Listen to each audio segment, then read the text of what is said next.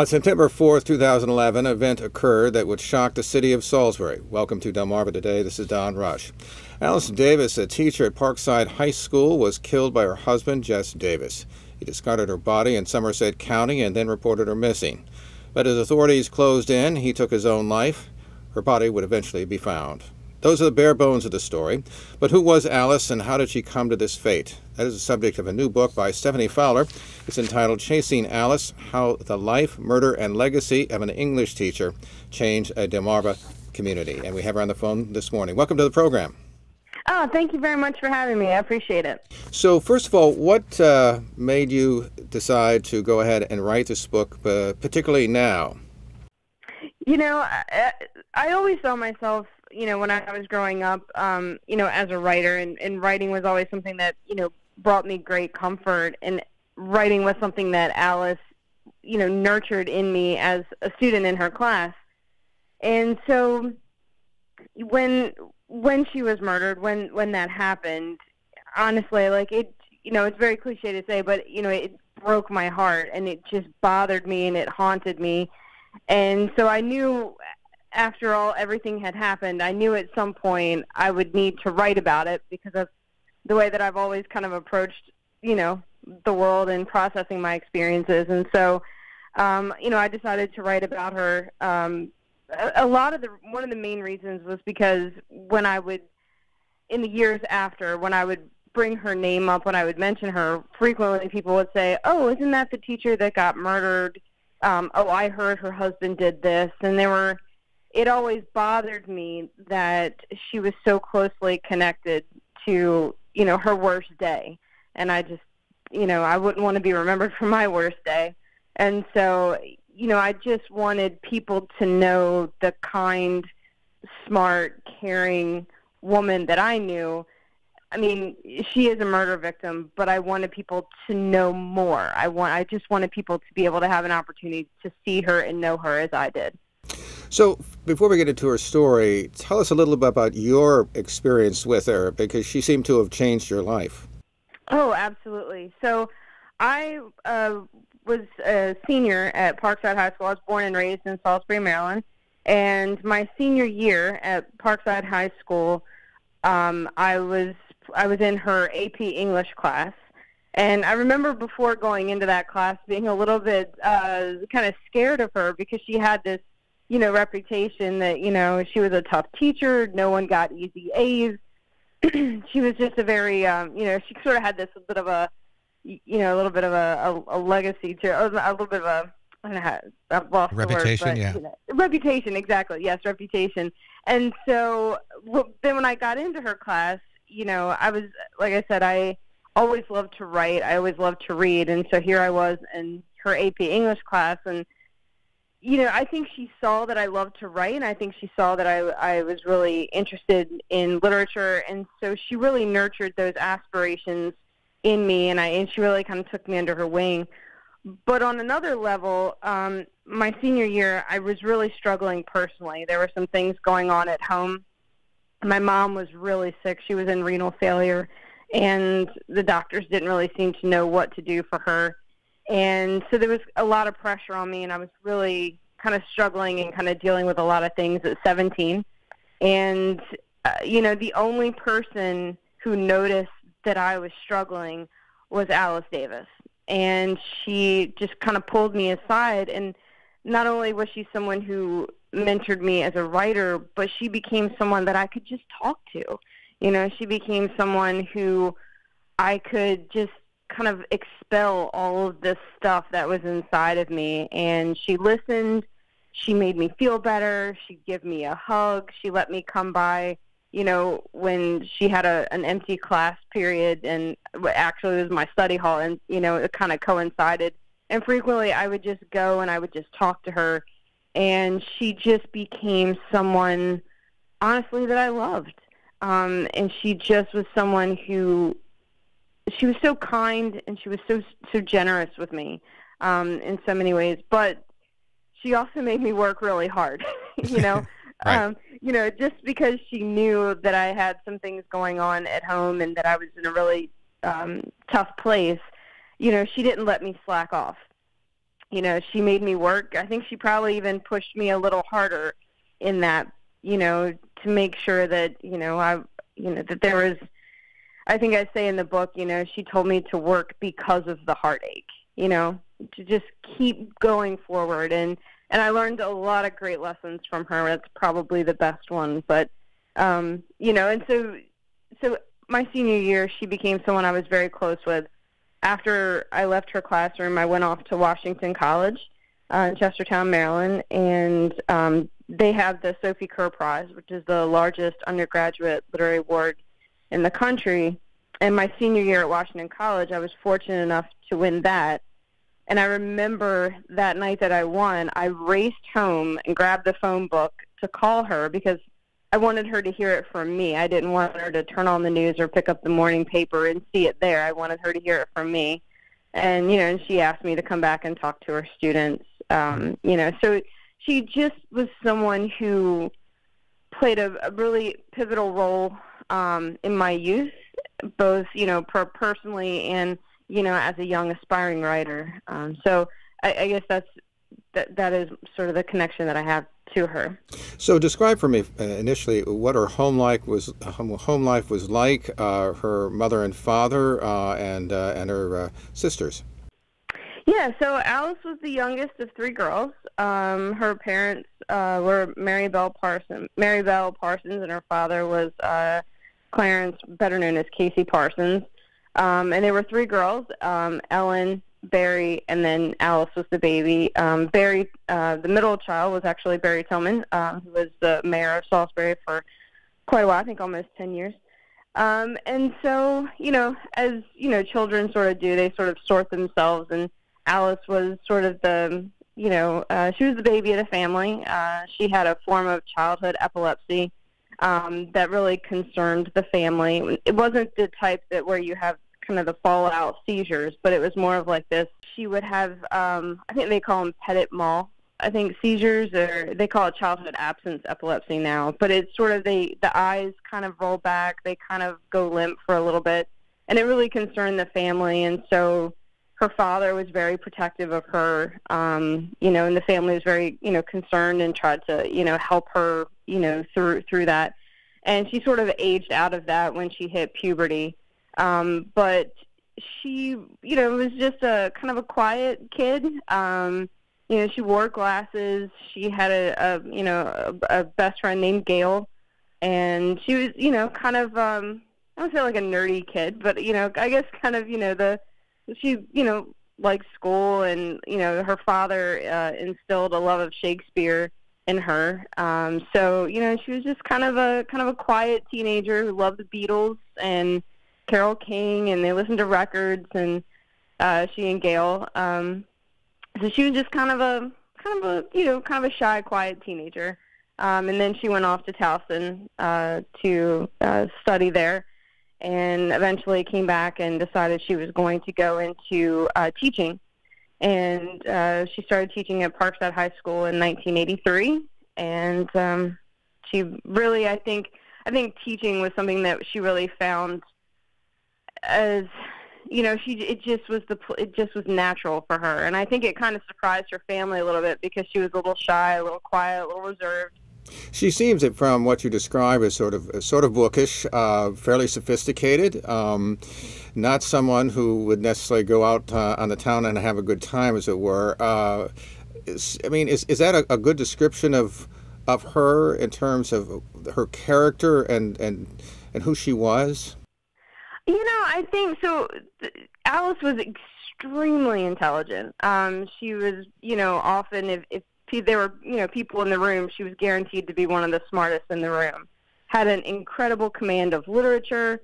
You're right, she wasn't exactly the kind of person that was going to go out to a nightclub, but she was definitely going to be home with her cats, with books, and just, she was very dedicated to, being a teacher. She did love her martinis. So I can't, I don't want to claim that she was some sort of total square. And I think at sort of towards the end, I think the martinis became probably a greater comfort than probably what they should have been. But, she was a very smart, very educated, very sensitive and kind person. And, like I said, she was a phenomenal teacher, and, she just touched so many people. And I think, there was she had kind of a sixth sense for us, I think, and I don't know if it's the childhood epilepsy that kind of played into it, or maybe she was just more empathetic than maybe some others, but she sort of had this ability to kind of sense what we needed or what her students needed, and she was able to kind of fill the gap and kind of reach people and reach her students in a way that not all teachers do or want to. So how did she meet Jess Davis? Because Jess seems to be just the opposite of who she is. Oh, absolutely. Yeah, they were night and day, which I think was a lot of kind of a running theme when I interviewed people for the book. It was like she was so different from him. Where she was smart, he wasn't. Where she was quiet, he was very sort of boisterous and sort of, and where she was very prim and proper, he was inappropriate at times. Right. But they were actually set up on a blind date, back in 1980. And, I think it was just one of those things where sometimes it's like love at first sight. We just talked about the fact that she wasn't the kind of person to go out to a nightclub, but their first date was at a nightclub. Mm-hmm. And I think it was just, she was in a strange environment with this strange person. She was young. She was just sort of kind of coming into herself as a young woman. And I think it was just sort of a perfect storm. But he kind of swept her off her feet, and she absolutely fell in love with him. And they dated for about 5 years and got married. I mean, he had a fairly checkered background to begin with. I mean, I assume that she knew some of that when going in. Yeah, I think there was. I think, just in the same way that I think Alice was empathetic and sensitive to us, I think there was this very real sense that he, he was kind of a bad boy, but also he sort of revealed himself to her in terms of, he kind of let her see him, and I just feel like he was able to get her to believe the best in him, when maybe that wasn't always the case. But they were absolutely opposites, and there were people that I interviewed that said, she could see things so clearly, she could size people up so quickly. Why couldn't she see him? And, I think, love blinds us. I think sometimes when we care about people, we tend to want to see their better qualities, and we sometimes excuse their poor behaviors because, there was, when I talked to a few people, they indicated that Jess had a very difficult upbringing, and potentially an abusive, home when he was growing up. And so I think there is potentially this moment where Alice sees some of that, and not that we want to excuse bad behavior because someone has a checkered past, but kind of trying to look at the sum of a person and not just, oh, he's, inappropriate here, but now I know why. And our love lives are messy and they're complicated, and our lives in general are messy and complicated. So I think that's probably where sort of how that kind of began to culminate for her. Now, they finally decide, of course, to get married. It gets actually put off once. But what was that all about, particularly in terms of the reaction of her sisters and the people who knew her? Sure. So when they were going to get married, and her mom went to, start trying to do some of the wedding planning, and then found out the wedding was postponed, but Alice had never told them that the wedding was off or postponed. And so I think the family was a little shocked by that. Her family was not a big fan of him from the beginning. There were things about him that did not set right with them at all.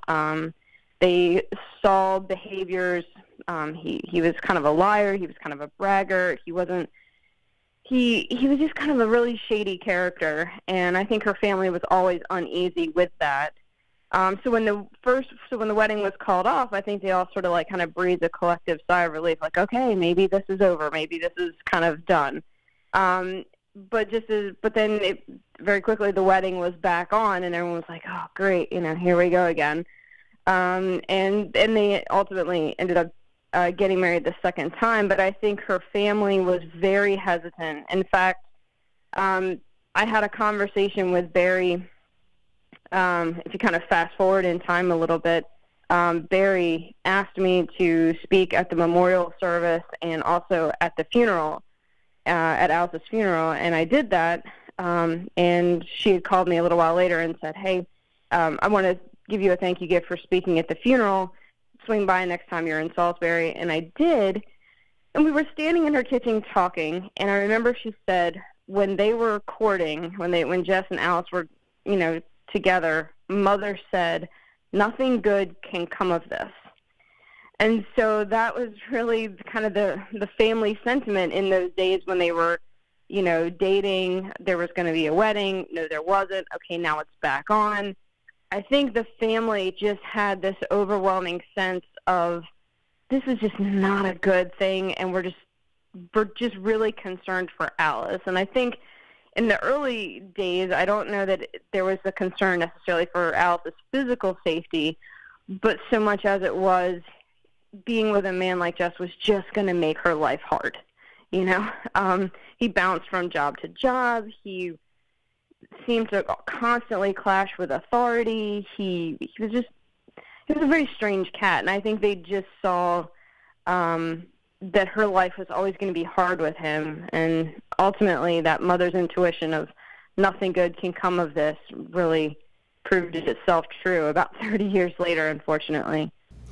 Because it seemed to me that once they got married, the relationship between Alice on the one hand and her sisters and her family in general just seemed to go downhill. Conflicts over money, over issues between them, and to the point where I think at one point Barrie loses touch.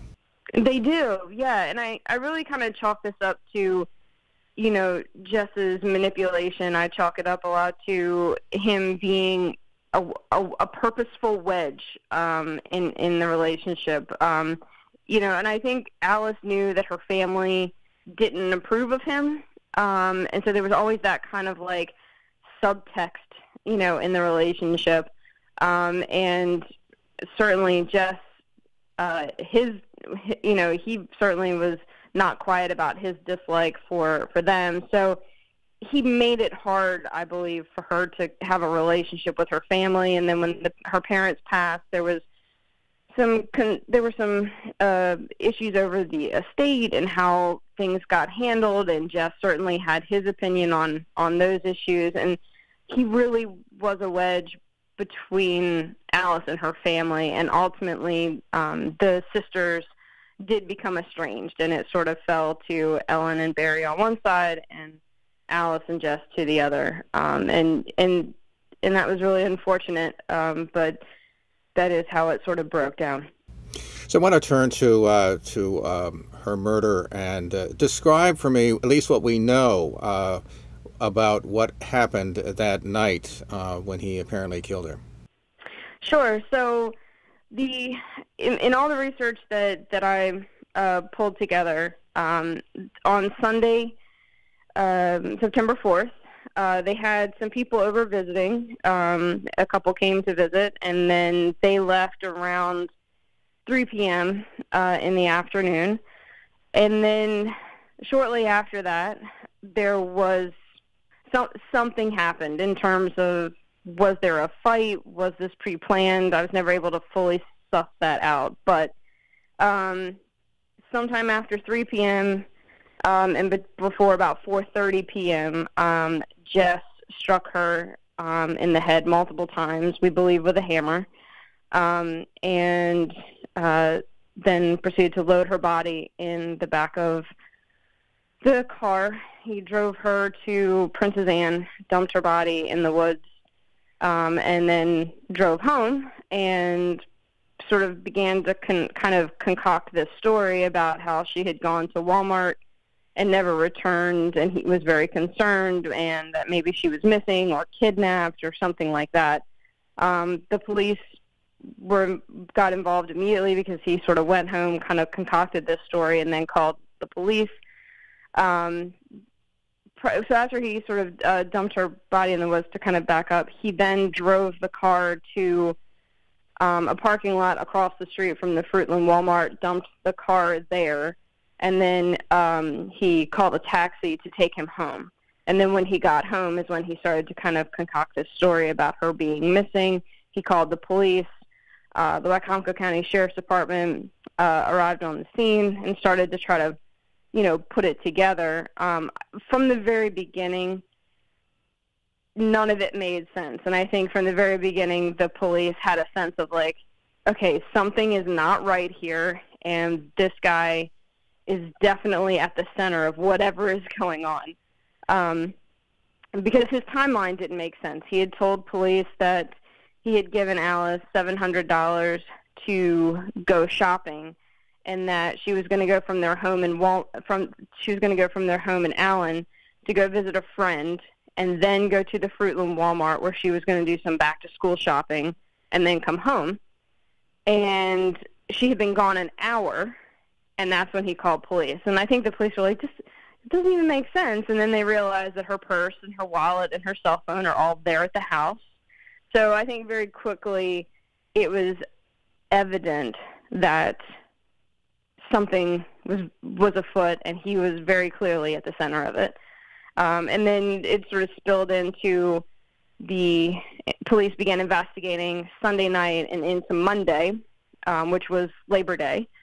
And they were getting CCT footage from like from How Sweet It Is. He was caught on camera at How Sweet It Is.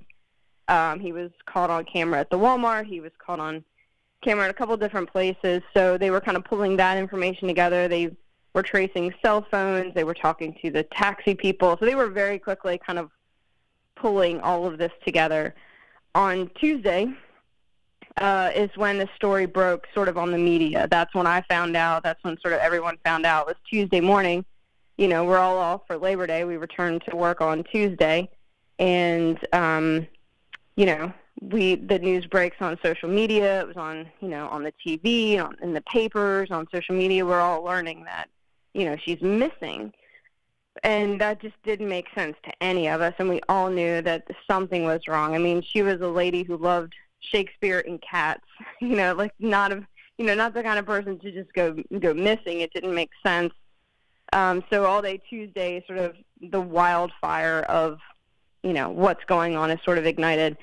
And on Wednesday evening, he commits suicide. And then Thursday, Friday, Saturday, they're still looking for her. And then on Sunday, so a week from the day of the murder, she was discovered by some people in the woods in Princess Anne. So the whole kind of thing kind of bookended itself Sunday to Sunday in a week's time frame.